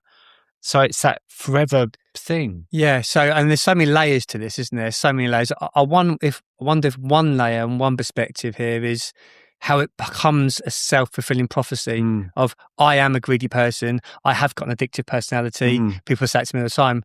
So they are more likely to be addicted because of that. Now, it's definitely not as simple as that. There's definitely childhood stuff there, dopamine receptors, there's neuroplasticity stuff. There's so many factors to addiction. I don't want to have a reductionist approach to it. But that self-fulfilling prophecy is something that's quite interesting. That's what I think. It's that meaning. For me, it's always about that meaning. It's about what meaning have you applied to that word? What does it mean to you? Well, it means that, so if I label myself as greedy, there's like a warning sign, like to certain things. Is that like I cannot just have, you know, what you're talking about, restriction. I can't restrict myself because, you know, for instance, I can't see my dad and I'll buy him a big cake. So we'll have like a bit of cheese on toast when I get there. Then lunch, might go up the fish and chip shop. So it's my day of actually, I'm going to have to let myself go a little bit here because of I want to treat my dad to fish and chips and that. And then in the afternoon, we'll have the cake and I'll put a huge slab on his plate and he'll go, oh, bloody hell, Dave, I've got to eat all that. And he laps it up. He loves it. Do you know what I mean? But I'm having the same. And then there's a little triangle left. And I goes, well, should we just finish? Yeah, all right then. No, I don't have to do that. I could have done 2 little triangles and enjoyed it just as much. But there's something around that, like the all or nothing thing. There's might as well eat it all than or have nothing. And that's how I've been. And I suppose I was like that with my drinking. It was, let's get absolutely shit-faced. Or if you said to me, say we live together, and you come home and you said, do you want me to go? Yeah. Hypothetically. Get a room. Jeez. And you said, hi, Dave, I bought a bottle of wine for us to share tonight. And I go, nah. What's Joking, that mean? One bottle? No, well, I ain't sharing a bottle of wine. And I'd be just as comfortable not have anything than that. Or I would have eaten 2 in the bedroom, right? Because it's all or nothing for me. And I think I've been like that throughout my life. And it'd be interesting, maybe not today, but to like look back and where that comes from. And I think it could be that restriction as a kid. I had second-hand clothes, growing up. My mum bought me a pair of plastic football boots when all the other kids had the latest Adidas football boots. And we ate well on a Sunday, but in the week it was quite like, there's a lot of restriction growing up because of lack of money in that. And maybe it comes from there. Like a feeling of feeling enough in that moment. Yeah. Like a worth thing, maybe. Maybe, yeah. It's, as you say, it's really layered. Yeah. I suppose the harder the behaviour is to change, the more layered it is. Because I've worked with clients and we've got a bit of a problematic behaviour, have a few conversations, try a few strategies and solve. I don't need to look at childhood trauma. But some people have gone through so much pain with unhelpful eating behaviours, addictions to alcohol, etc., drugs. And then we really do need to do a lot of work, unpeel those layers over time with compassion to really see what is some of the root drivers here to this problematic behaviour. So I suppose it's a different journey for every individual person. Yeah, it is definitely, yeah. I mean, we're talking about men here, but it's a very human disease or condition or behaviours, whatever you want to call it. But when we choose to step away from the addiction, we decide we're not going to drink anymore, we're not going to take drugs, we're not going to eat the cake, whatever it is that we're going to do. There are other people in our life that have to live or hopefully choose to live with the person that's changing, the moody person, the snappy person, the person that's seemingly suffering, because the other person might have seen some stuff, but they don't really know how you feel as such. And I remember, I've said it before, my wife said to me once in a moment of heated conversation that she didn't sign up for Sober Johnny. And I remember thinking to myself, well, that's really supportive. Thanks for that. Cheers. And I remember making it all about me. But then I went on the dog walk and I was swearing to myself and all that. And I stopped and I said, well, hang on a minute, what's going on here? Why are you so angry about this? Oh, okay. It's because it's true. And there are moments in our life where we have to make these big decisions and change and step away from addiction, whatever your job is, whatever your gender is, whatever you're doing in life. And other people have to bear the consequences to a degree, or they have to, they choose to, they must do, I suppose. How do we move away from what we're addicted to, but then how do we stay supportive of the people around us at the same time? How do we wrestle with that? Because we have our needs, right? Yeah, that's a great question. I mean, I always say, so I had a similar experience with my wife. She said, I want my Dave back. Where's Dave gone? And my initial male ego was like, oh, you want the old version of me back, the drinker and that. She said, no, but your core of you, I want him back, because now you're on this sober Dave journey, you're getting a lot of attention. So it's not just, it's about the accolades I was getting, being asked on podcasts, and I was in the paper and my ego went up. It's like, oh my God, I'm like a superhero, And I always say to people, like, if you're in a relationship and you're on this new journey, my favorite word, share it, but ask them how they are. Ask them how they need supporting as well, right? Because everything changes. I remember with my wife, we used to go to Guildford a lot, and it always meant bit of shopping in the morning, going to the pub at 1. Oh, should we go for a bit of lunch in there? 2 pints. She'd have a glass of wine. Oh, so I get a bottle of house wine because it's like cheaper and that. And we'd stay in there all afternoon, right? And she used to enjoy it, and we used to chew the fat about stuff. And then all of a sudden it's like, oh, should we go for a chai latte and do some more shopping this afternoon? And she lost that fun element of me because I was all serious and that. And in hindsight, really, I should have asked how she was. Like, how are you with this? What can I do to support you? Because it's a two-way thing. Mm-hmm. And they've been supporting you for years, really, in a way. Like there's some of the states I've got in, like, she had to mop up the mess with me. And all of a sudden, like, you're the hero. It must be really frustrating. So I think sharing it. You said something to me once about how it was all about, I think this is what you said, correct me if I'm wrong. You said when I was drinking, it was all about me. And then when I went sober, it was also all about me. Yeah. And I thought that was a really insightful comment. Yeah. So like, there's checking on them as well, because it's hard. Yeah. Like, it's so I hard. wonder how much there's statistics for how many relationships make it through, especially that first year. Yeah, I mean, the reason I say that, right, and this is another important thing, and people might resonate to this, was that unfortunately my wife had cancer 3 times, right? And I met her on the second time, and we did 60-minute makeover, and she was the person we did the show for, right? And we got together, and on the day before our first date, she got cancer back, right? And I decided, she gave me an opt-out. She said, look, you can walk away. And I said, no, something in me was like, let's get on with it, right? So through that cancer, no one ever asked how I was, right? It was all about her. Right, you know, you can say, rightly so, she's got the cancer and that, but I was the one laying there at night not knowing whether she was going to die, how to look after her kids, how finances would be. And then I gave up drinking, and 7 days later, she got diagnosed again with cancer for the third time. No one asked how I was, right? So this is why I know about how it is for partners sometimes to not be asked how it is for them, because no one checks in on the partner of the person giving up drinking. And I think it's really important that we're mindful enough to go, look, this is a two-way thing here. You know, like, they're going through changes. They're seeing a different version of you.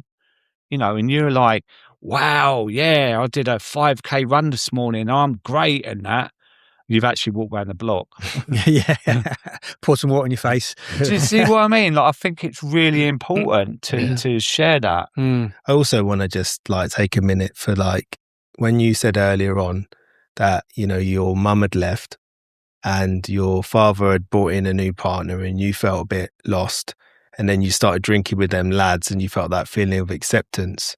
I can also hear there must have been some similarities around when you went sober and then all of a sudden you're sober Dave and your ego's being stroked and you're being told just something in that self-worth against coming back, isn't it? Well, I've had labels all my life. Like, and some you've called me, but you can't say on it. Well, I could, I won't. I was Dave the Carpet. Right, I was going to say something else. Dave the no, Dave the Carpet on 60-minute makeover, right, for 8-10 years. I was Glucks in the pub, and now I'm sober Dave. Right, so I've always had an identity that I've hooked onto, right? But it's ironic now that I don't really want it. I got a question for you. Who is David Wilson? Well, bloody hell. That gave me goosebumps, that is. It's actually, I'm a true empath. I'm a really caring person that wants to help others. I think I've found myself. I'm 62 this year, right? And I'm still learning, but I feel really happy in my own skin for the first time of my entire life. And maybe this is why I want to let go of these brandings, these labels of, you're sober Dave. I want to be, I'm Dave Wilson. Do you know what I mean? Because I genuinely feel quite content. Life's not perfect, and mine's far from not perfect in certain areas. But within myself, I feel like I've really got to know who I am, my sensitivities, my moods, my skills, you know, my learning capabilities. I left school with fuck all, basically. And I've educated myself in several areas. You know, I'm a trauma-informed coach, and that was fascinating, learning all about the nervous system. And I like myself. I'm not quite there yet I really love myself. I'm not quite there yet, and I might not be, but I like who I am now. And that just feels so, when I wake up in the morning, I've got all this gratitude. I know a lot of people say, you know, appreciate this, which is fine. But for me, I feel genuinely grateful that I have the life I have, and I've found out who I am as well. And that's who I am, I think. I'm just happy in my own skin. And I never have been, because I've always reached out, especially in my anxious attachment style, you know, holding on to people, being a people pleaser because I want to be liked. Dave's all right, isn't he? God, Dave bought a few last night, didn't he? Did you see what he did last night? Like, all that kind of external validation. And now I don't want it. Well, probably I do. Like, at the end of this, you're going to say, that was brilliant, right? Yeah, or that was shit. You don't want it, but you don't know. So you don't need it. I don't need it. But you might want it. We all like it. Yeah. We've got to be honest, right? Of course we do. Yeah. We all like a pat on the back and like, well done, mate. That was great. Of course we do. But don't need it. And that's after what 50 years of like being in an adult sort of ish body is like. Well, I'm just trying to work my maths out. I was 12, but no, do you know what I mean? I like that. What age did I go through puberty? Hang on, Yeah. give me a Hold on, second. I'll let's- get there. Hang on, let me work back. He said he didn't do great at school. Yeah, Remember that? So I'm now doing a maths course. Yeah, I think the nice, amazing thing there is having worked with men and worked with men who are struggling in certain areas. One reason is definitely the identity they have of who they are. Yeah. And why they hold on to that so tightly. I am this person in this setting. Yeah. And I think when you start to get a bit deeper and you start to go, well, how do you feel about yourself? People are like, oh, I don't want to look at that. Fuck that. I'll just be this identity, be this version of myself, put a bit of a mask up, makes me feel safe. Mm. And to actually look at yourself and go, how do I feel about myself? Who am I? And that's what you were describing there, Dave, weren't you? And as you were describing that, it was quite emotional for you, wasn't it? As Johnny asked you that question, that was like, fucking hell, that's a beautiful question. I just want to sit with that. Who am I? I am this person. And when you realise that, you don't need to be a fixed identity in something. You can just be you, which is such a cliche, isn't it? It's such a fucking cliche. But no one can it's answer it. Honestly, the amount of people I ask when I'm coaching them, and I say, like, who is the real you? And they go, I don't know where to start with that. And that's a really good point, Dave, isn't it? And I think when we first have asked that question, we are like, where the fuck do we start with that one? But I think our journey tells us so much about who we are. Like you would have learned that about yourself for your experiences in your relationships, friends, family, partners. What have you learned about Dave during that time? The information is there if you're willing to look at it. As I said about open the book earlier, like open the book rather than pluck it out from thin air, because then people just say stuff that you want to hear. Oh, I'm kind. I'm this. Well, hang on. Let's really look at this. Yeah. Let's really look at how you are in your experiences, in your interactions, in your day-to-day life, in your behaviours, and learn about who you are and who you're not. And that might be quite uncomfortable at times. So some of his answers aren't always nice. But that's the whole thing of getting away from a mind-altering drug, isn't it? It's like you allow yourself to sit there in the silence, right? Where what you were saying about boredom. Oh, it's a bit quiet. There's nothing to do. My wife's out or the kids are out and that. I might as well have a drink.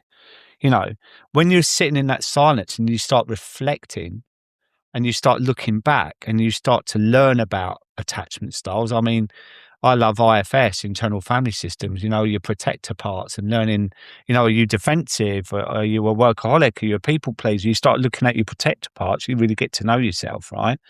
And then you reflect back on your life and you think, right, in a rational way, not like in a crazy way when you're like half a litre of vodka down and Pink Floyd playing in the background and there's I've got all the answers, hang on. lights everywhere. And it's like, actually... That sounds really manic, what you say there as well, doesn't it? Well, it was a bit of both, actually, because I used to sometimes cry my eyes out to Pink Floyd and like with my headphones on and just on repeat, the same song, What comfortably made you cry? numb. I think it was... I was in victim mode. I felt sorry for myself, and I also didn't like myself. I thought, who have I become? Poor me. You know, that old poor me, another. So, and I used to love being miserable. Right? That's quite a statement. Oh, it is actually. Yeah. I used to love being miserable because it justified the position I was in.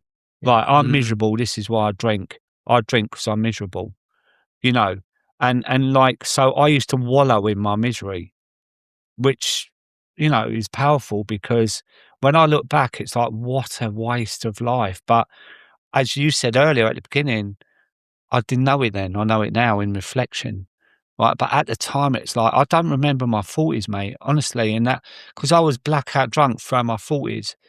And now that's a waste of life, 10 years. See, my maths are getting better. But a decade equals 10 years. But no, honestly, it's serious. Like the 10 years of my life, and even in my early 50s, I was married and, you know, like life could have been really, really good. But it was a two-way thing. But my drinking affected our relationship. But there's other things from her side that affected the relationship. But I wasn't addressing them because I was always drunk. It was only when I got sober that I started to reflect and my nervous system calmed right down in a way like, right, you're in a calm enough space to be able to process this in a good way, in a positive way, rather than like flying all over the place with my thoughts and manic thinking. Do you know what I mean? Like catastrophizing. I was like, right, now I can look at it properly and settle in and own a few things, like be accountable for some things in your life and learn from them. You can't do anything about them, but you can learn from them and not make those mistakes again. You don't have to answer this question if you don't want to, but I'm curious in this moment, like you talk about that period of time where you refer to it as a waste of time or a difficult time, whichever. Do you have any significant regrets about that time period? Anything? What in my 40s? Yeah, just is there one that might just replay a little bit more than the rest that you can talk about? I think my marriage breakup could have been managed differently, but I was sober then. But I was a couple of years sober. But when I think about what I'm like now after 7 years, I was just a baby, and I don't want that to put people off because we're all different. But 2 years into my sobriety, I had a very stressful relationship in a way. The cancer is stressful. Getting through that twice was really difficult. We didn't see eye to eye with our parenting. She had 4 children. She had very loose boundaries around them, and I was constantly called a Victorian dad, which maybe I was, and I'm not ashamed of that, but I had structure, and we clashed all the time. And when I say I left with the bag and the phone charger and a pair of pants, and that was like, I kind of regret that. Like I kind of regret the aftermath bit of how we were and stuff like that. But I was in a different headspace then as well. My mental health was really, really low. I don't remember much of it. I've dissociated from a lot of it. And it's like that fading effect bias, isn't it? After the event, you look back and you think, oh, I wish I'd done differently. But when you're in the event, you're in it and you react to that event. So, but, in a way, I just wish that we could maybe bump into each other and say hello and it was all right. But then maybe that's just me. I don't know, You mentioned about the central nervous system, Dave. And I think for men, a lot of them are chronically stressed, overwhelmed. Sometimes they're not even realizing it. They're just literally just on that treadmill, fucking sprinting and never getting off. If you were coaching a man to try and calm that central nervous system down, so it gives them an opportunity to feel a bit safe, how would you start that process to building some calmness in that nervous system to start to regulate it in a healthier way? Well, I think we all like assume like that sort of calming the nervous system down with, you've got to learn to meditate and you've got to do some breath work, and like it doesn't all work for the same people. I can't meditate. I don't know if you can, but I remember being on a retreat in Cornwall near you, and it was a whole circle of people meditating, and I had one eye open looking around going like what's wrong with me, But it's I got such a great visual of that. Yeah, it was. It was like, like still doing it? What is going on here? But I think it's finding out what they like. Is it like revisiting an old hobby? Like, because when we're in addiction, we don't have time for anything but drink. So it's like, do you like going out on your bike? Like, you go out on a Sunday morning on your own for an hour on the bike. If it's not chucking it, but it might be all right if it's chucking it down. But like trying to explore what would help to regulate their nervous system. Like I actually don't mind breath work. That works for me. It actually brings up a lot of emotions. And I think as well that there are a lot of people out there that don't give you a health warning with breath work because it can be really triggering, right? And they just say, let's do a bit of breath work and that. And it can really like mix up your feelings in that. But try and explore what they like to do. Like, what does mindfulness look like to you? And a lot of men, they just assume it's like woo-woo. Do you know what I mean? It's like, oh, sitting there in a gown with your legs quite like that. And it's like, for you, Johnny, like, what does mindfulness look like to you? What does mindfulness look like to me? I thought he was going to say sitting having a pony in the morning, like reading the Sun. I think of it as while you're thinking as a conscious attention on the here and now, but that can be conscious attention on anything, can't it? It's that one thing in the present moment. It could be washing the dishes. Yeah. It could be walking. Yeah. It could be going to the gym and focusing on those reps, or Yeah. it could be meditation and being aware of my breath. Yeah. I think it can be a host of things, but it's the skill of building conscious attention in the here and now with compassion, that our minds will get distracted and be all over the shop, and we just put them back into that present moment. And mindfulness, I call it like a muscle that we can build. It's this attention muscle that we can build over time. But it's a skill, and we can integrate it in different ways. But I see it as a real I love that thing. because I struggle. I've got something called misophonia. I don't know if you know what that is, but certain noises really irritate you, and it's a thing. And everyone go, "Oh, you're fun to live with." Eat a packet of crisps. No, don't, or an apple. Like, it's a thing, misophonia, right? And more people have got it than what you think, right? But mine is, I have a real sensitivity to noise. So whenever I work away, I always find a hotel that's got some bloody noise in the background. Like the latest one had a flip. I was by the lift.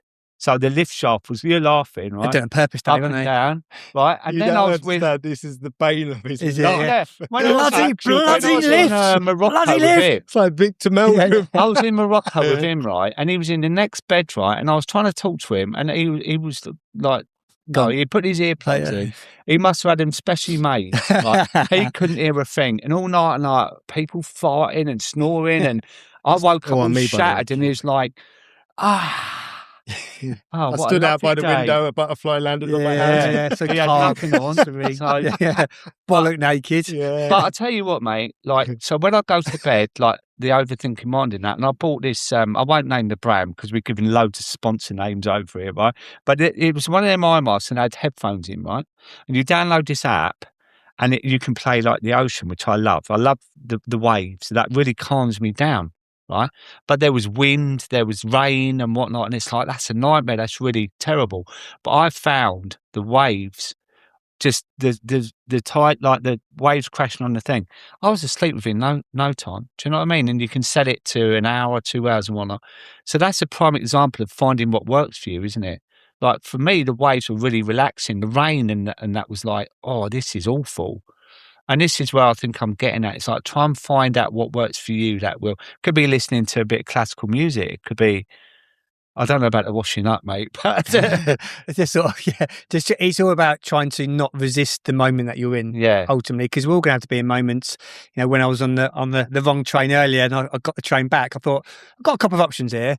I can resist this. I can moan. I can complain, or I can just have non-resistance. Like, I'm not happy about it. It's not ideal. Let's but be honest, you don't. It was that mindfulness. It was that mindfulness. And it could be I was meant to miss that last night. It could be I was meant to spend one less hour with Johnny today, and actually, it all worked out all right. Yeah. But it's non-resistant of the present moment.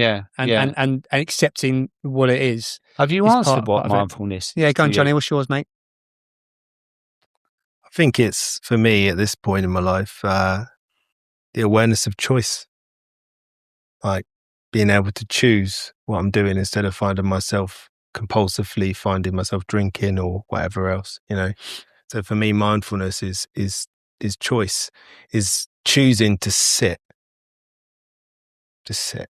You know, like breathwork, something that's been on my radar recently. I've had a lot of things going on in my life, had a lot of stress, and my heart told me about it.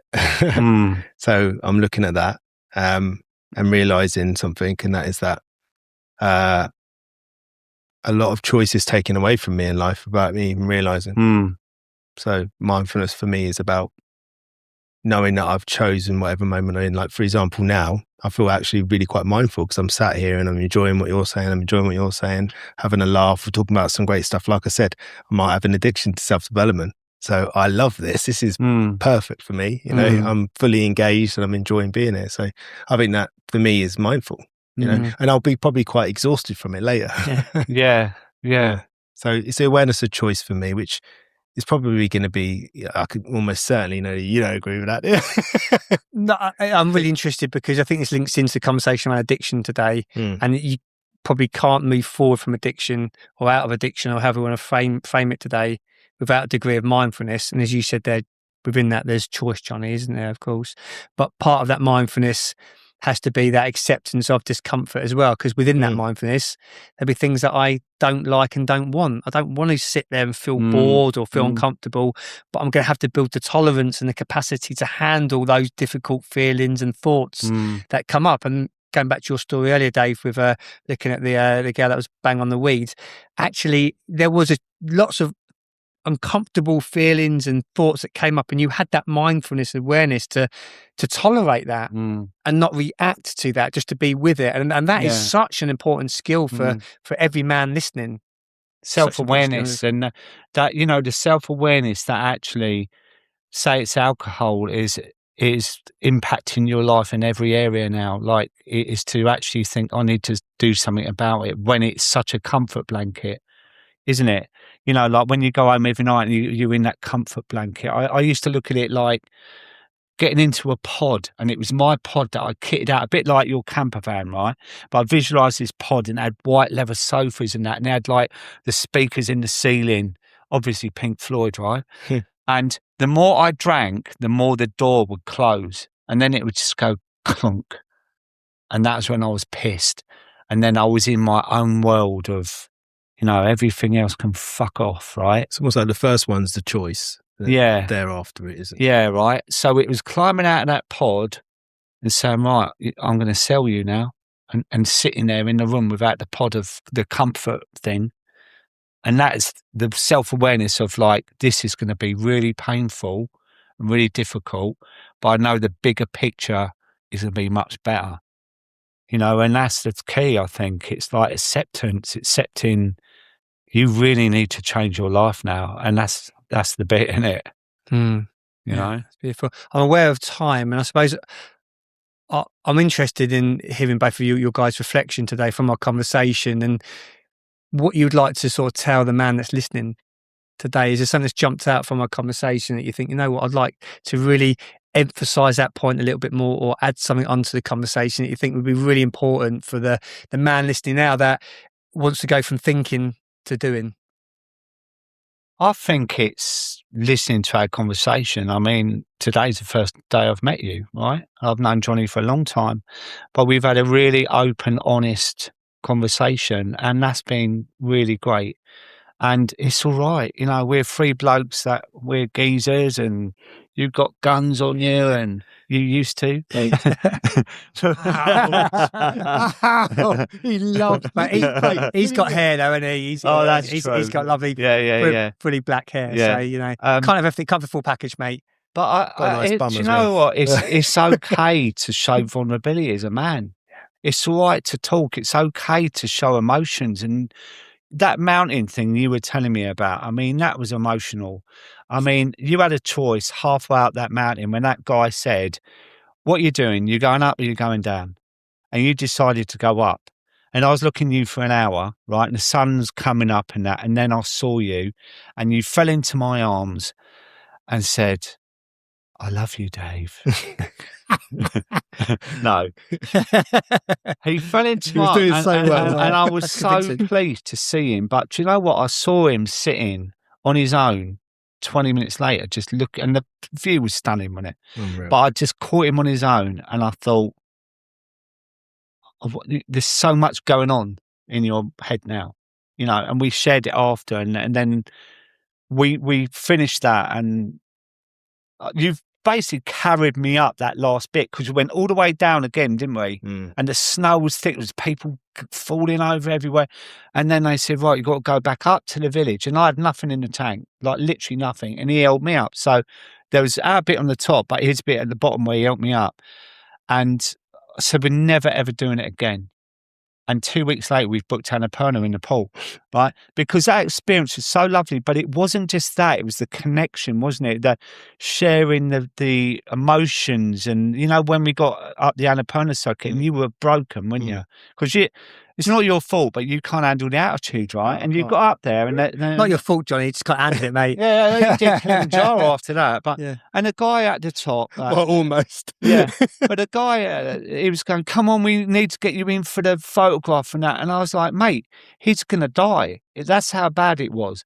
We shared all that, didn't we? And then we had the business class on the way back, part of it, or was that Morocco and that? And No, I think like, it was it? Yeah. yeah. But we shared so much stuff, and then one day you was in the room and you wasn't well, and they all went off for a walk, and I stayed with you in the room, and we just all day we talked, like all day, and it was fucking amazing. Do you know what I mean? And like, this is what I want to say to blokes: it's all right to show vulnerabilities. It's all right to cry. It's all right to let your guard down, and get it out. You know, this is why people are in states now, innit? Because we're holding it all in, and we think, oh well, you know, men don't cry and we don't talk about emotions. It's 2026, fuck's sake. Like, of course we can. We can be vulnerable. Yeah. I think for me, it's how much of who you are do you choose? You know, like I choose the person I am now. And whenever I find, what I look out for is those moments when I have to do it, whatever it is. I have to reply to that message. I have to buy that thing. I have to do this. Oh, hang on, what's going on there? It doesn't necessarily mean I'm going to change anything, but it means I'm not choosing it. So for me, choice is so important. And for the guys out there, like, because this is a podcast about for men, and for the women that love these men, what would I say to them is that whatever it is that you're addicted to is likely your way of escaping something that you don't want to experience. And it won't be until you stop doing that thing where you figure out what it is. My therapist said to me, if you want to know why you drink, stop drinking. That's powerful, isn't it? Yeah. And then he said to me, and once you know that, you can address that, and whatever you're addicted to will give you up. And he's right, because so far I haven't even been tempted to drink, because I've dealt with the coping mechanisms and the problems and the traumas that come up for me. That's been tested recently. It's come up for me, and I've passed the test, if you will, because I've dealt with those things. So now alcohol doesn't have a function for me. I don't even think about it. It doesn't become an option for me. If anything, mini eggs does at this stage of the year. Yeah. Can't wait till they stop selling them, little bastards. They're really Let it be all year round, mate. no, don't do Constant that. problem, Johnny. Please tell me it'll end. It's got to end. Well, it's a bit like the mistress metaphor, isn't it? It's like, you know, you've done the mistress, which is alcohol, but there's always a challenge luring elsewhere, isn't there? And, you know, like what we say about the sweet tooth after you stop drinking, it's like it gives you something, doesn't it? You know, dopamine, isn't it? Sugar. You know, it's like, why do you need that? It's like, it's endless, really. Yeah, I think there's definitely for things that I've never heard you talk so much about the reward today. I think there's something really to that, and what's going on with the reward. I don't know what the answer is, but it's certainly something I find interesting that you're talking about. But also, I think it's been a while since we've seen each other in person. We've spoken here and there and sent podcast length voice notes to each other, but I just want to take a moment to say I'm proud of you, because at one point you was that scared boy, didn't know what to do, and now you're not. And now you're David Wilson, who knows who he is, and you'll be a different version of yourself in 10 years time again, Yeah, that's the thing. And I'm proud of you, because it's hard, and Dave was someone that was really in it. So to the guys that are watching or listening, you might think is impossible. I remember the feeling of thinking, how am I going to exist without this thing in my life? Well, why don't you stop and find out? Yeah. Yeah. You know? I think I'll just finish off by saying discomfort is guaranteed, isn't it? Pain is guaranteed. It's just what is worthwhile pain. And we do live in an environment where we can just get instant gratification and avoid short-term pain and discomfort, but we get greater pain long-term. And it's just sort of flipping the script, isn't it? To sit with some pain and discomfort in the moment. And a lot of what you guys have been speaking about today is that emotional piece, those difficult thoughts, that difficult situation, to have the capacity and the resilience to feel that pain and discomfort and know that your life will be better. And when you can attach it to something meaningful, like you have done today, Johnny, around your kids, whatever's meaningful to you, like attach this pain and go, look, this is worth it to have this better life with my kids, with my partner, for myself. This is worthwhile pain. Find the meaning in pain, because none of us are going to sit and go, you know what, yeah, it's going to be easy. This just do a bit of breath work and it's job done. Yeah. It's not. It's fucking difficult. You're going to make a few steps forward, have some failures, take a step back, and then go again. But keep doing the work. Keep fighting. Yeah. Because it's so meaningful and so worthwhile. That pain you go through will literally change your life. Great. Can I just add to that as well? Like, for people that are a bit older, right? So I stopped drinking when I was 54, right? And I want to sort of say out there, it's like, you're never too old to change your life. And you can get to a stage where you think, do you know what, I've been doing it all my life now. So what's the point? Like, what quality of life do you want to live? Do you know what I mean? Like 54 and now 62 this year. So it'd be 8 years next January. Like, the quality of my life has improved beyond belief since I stopped drinking. I'll probably be dead now. Probably, you know. But how do I want to be when I'm 70? How do I want to be when I'm 80? Do I want to be a healthy 80-year-old? Eating the right food, still exercising, have a clear mind, or not? You know, like, so think ahead. Like, we all live in the moment a lot of the time now. It's like, what am I doing this week? Think ahead and think, where do I want my life to be in a year's time? How do I want my relationship to be? My career, what do I want to be doing? What about my retirement? How do I want that to look like? It's really important to think about, like, if you visualize your future, do I still want to be going down the pub with the boys getting pissed all the time? Or do I want something a little bit more wholesome than that? You know? Nothing more to add. Thank you, Dave. Oh, it's been a real pleasure. Thanks, David. I've really enjoyed the conversation today. Thank you very much. So this is a podcast with men behaving honestly. So we'll leave you with, where in your life are you not telling yourself the truth? Good question, boys. What do you reckon? Very good. Yeah. Thanks for watching.